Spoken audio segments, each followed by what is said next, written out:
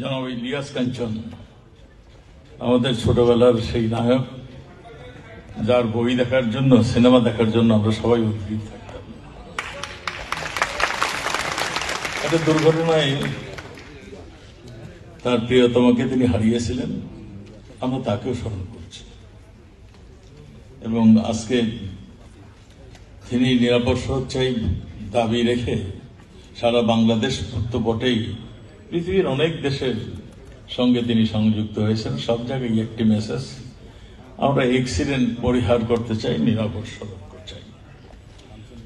উপস্থিত আছেন জনাব আজাদ মহাসচিব, নিরাপদ সড়ক চাই, এবং উপস্থিত এই মঞ্চ উপবিষ্ট বিশেষ অতিথিবৃন্দ, যারাও অবদান রেখে যাচ্ছেন নিরাপদ সড়কের জন্য, প্রিয় সাংবাদিক ভাইরা এবং সদস্যবৃন্দ যারা নিরাপদ সড়ক চাই।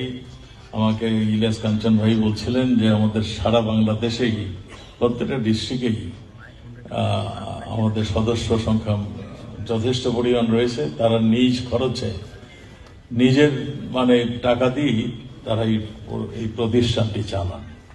এটাই মিন করে যে আপনারা কতখানি আন্তরিক, আপনারা অ্যাক্সিডেন্ট দেখতে চান না, নিরাপদ সড়ক চান। এটাই